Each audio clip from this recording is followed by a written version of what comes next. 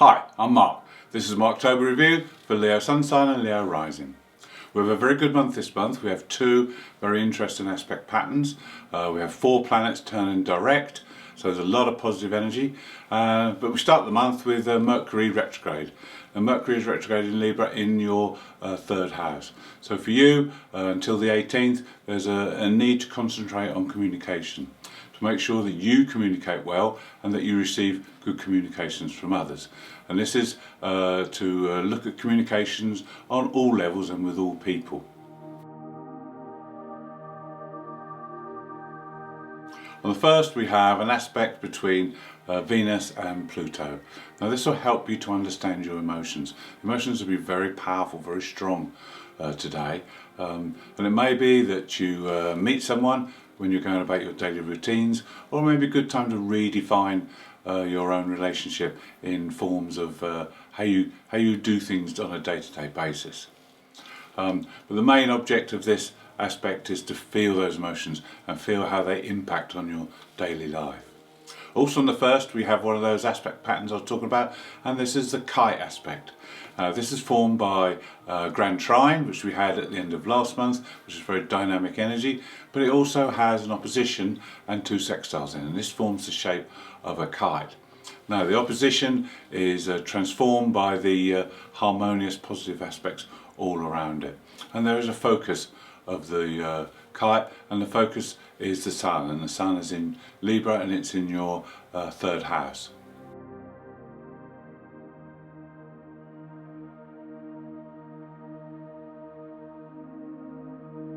The Kite aspect is a driving force. It can spur you on to make changes and be successful. It has the dynamism of the Grand Trine plus sextiles, which bring the best out of your abilities. And this happens to be pointing to the 3rd house where the Sun is at the moment. Now the Kite aspect is in fire and air. Now the Sun is in Libra, which is an air sign, and he rules Leo, which is a fire sign. So this is all very good. It's very masculine energy, and this should be very potent if you can harness it and work well with it. Now communication is obviously a central point, and it's a good time to use and develop all your skills and get the best out of your communication. This is good timing because with Mercury retrograde, it's a great time to work on this aspect. Also, you'll want to change your surroundings and your local environment. You want to do something to make it different. Maybe that you want to move away. This may spur you on to move, or maybe that you want to make changes around you to improve your life. There's some help for Mercury on the 3rd because he makes a positive aspect with Jupiter, who's also retrograde. So they're both travelling in the same direction. So this works quite well. So there's help here with communications with others. Jupiter is in the 7th house of relationships, but the lesson to be learned of Jupiter in this position retrograde is to communicate with sincerity and honesty. So this could help Mercury to sort out some of the communication issues that may be going on. Then on the 5th, there's a conjunction between the Sun and Mars.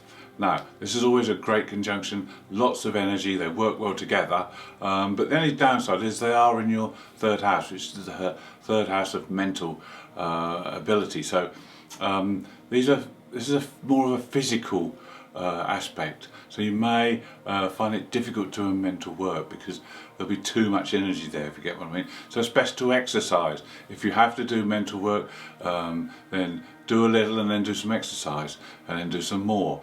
Make sure you use up the physical side of the energy. There's some more help on the way on the 6th, which we have a new moon. Now the new moon is also in Libra and in that 3rd house. So this will help because this will allow you to sort things out, organise things. This will help you to do some planning and to really get to grips with the 3rd house. There's a lot of stimulation mentally in this area for the first couple of weeks of October, so be aware that you will be on overload. There's a good time to learn things, a good time to do paperwork, and it's a good time to really get on and reorganise things. The new moon in Libra is about achieving balance. So if there are things in your life that are out of balance, this is a good time to restore the equilibrium. Also on the same day, Pluto goes direct. Pluto's in your 6th house, so there'll be a surge of energy in that area, and this you'll find that you'll be able to reorganise and make changes within your daily routines a lot easier. There'll be some added insight for you on the 9th, because Mercury joins the Sun and Mars.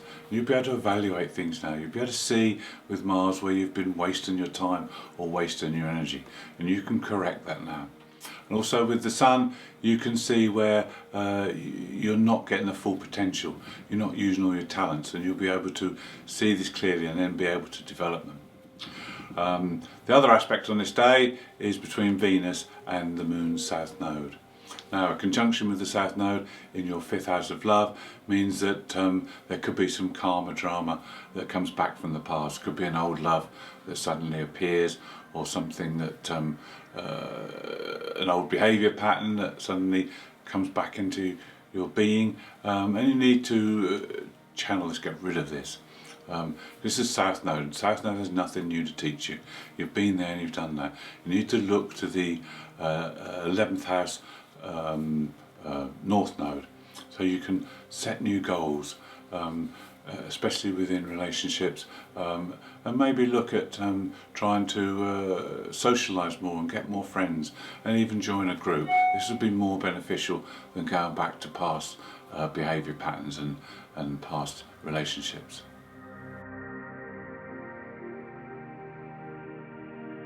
On the 11th, Chiron makes a positive aspect to the black moon.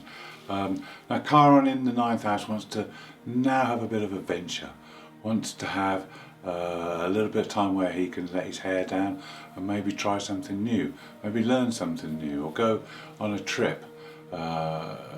This is a good time to be a little bit different. This is a good time to do things that maybe you wouldn't have had the confidence to do in the past.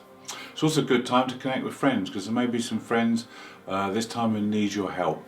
Maybe you could help them with a past wound, or help them to get a bit more adventure in their soul. Also, Saturn goes direct on this day, so Saturn will help you to get forward on your current path and encourage you and steer you in the right direction. On the 13th, Venus makes a positive aspect to Saturn. This is a good opportunity to go through your obligations, to see what your responsibilities and duties are within relationships, because Saturn is in that 7th house.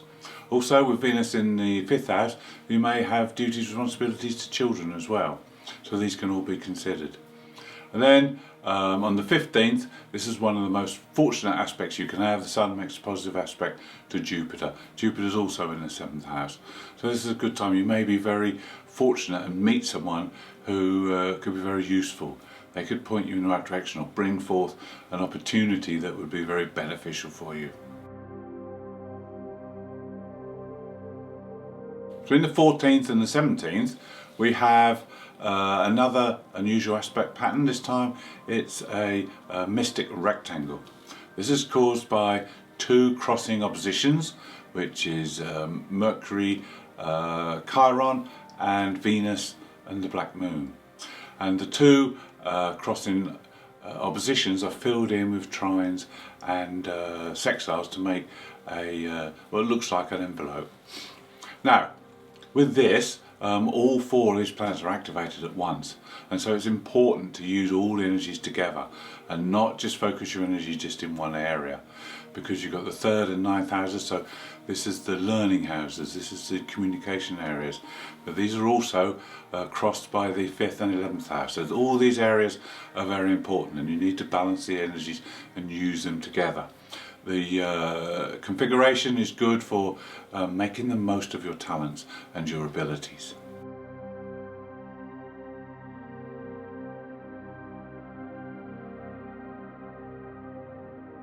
Between the 16th and the 21st, we have our second kite aspect of the month. This time the focal planet is Mercury. Now this will be very interesting to watch and see how the energies go, because in the middle of this aspect, Mercury will turn direct on the 18th. So So just keep an eye and just try and feel the energies and see how it changes when Mercury goes direct. Again, the focus is on the third house, so it's all about communication, but there is the spine is the opposition with Chiron, so Chiron's in the ninth house. So this is about learning about foreign lands, it's about learning about different religions or different philosophies, and maybe adapting your beliefs according to what you learn. But communication is going to be the most important area still. On the 17th there's a square from the Sun to Pluto.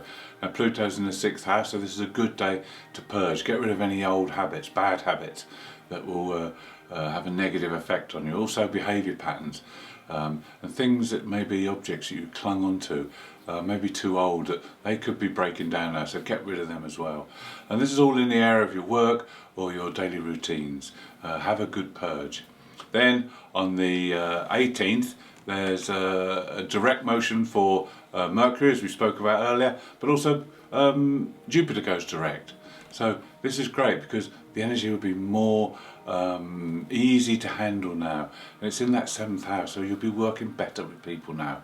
There won't be those misunderstandings that maybe have happened before. Now, with Mars making an aspect on the 18th to Jupiter, it's good to work in conjunction with other people. Put some of that energy into a project so that you can benefit from it. Also, if you are doing paperwork or mental work, make sure you exercise. Go out and get some exercise to use up some of that physical energy.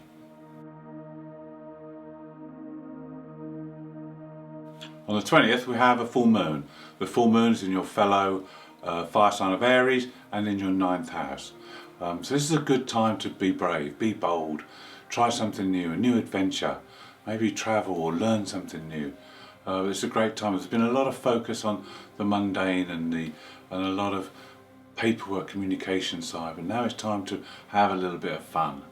And the full moon being in the 9th house is also about your beliefs. Maybe your beliefs would be changing now. Maybe it's time to let go of some of the old beliefs that are outworn now and refresh things.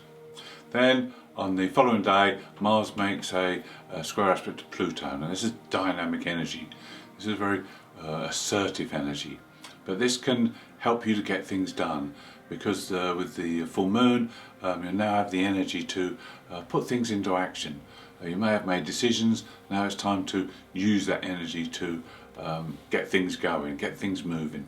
You'll be very assertive, you'll be quite forceful, but just be careful you don't overdo it, because you might come up against someone else who's likewise, and you may end up with a power struggle.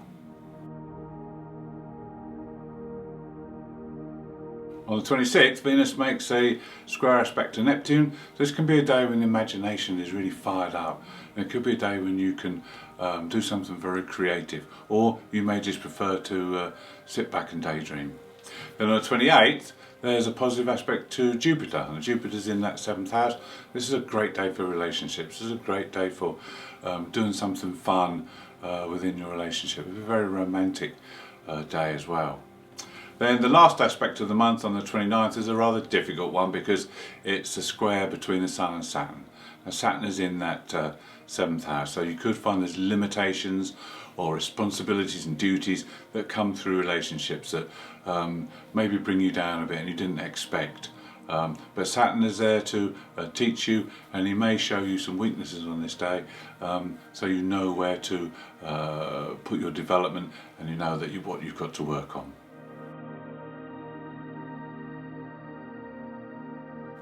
Thank you for watching. I hope you've enjoyed the review. If you'd like to see more, please subscribe. If you'd like to leave me a comment, I'd love to hear from you.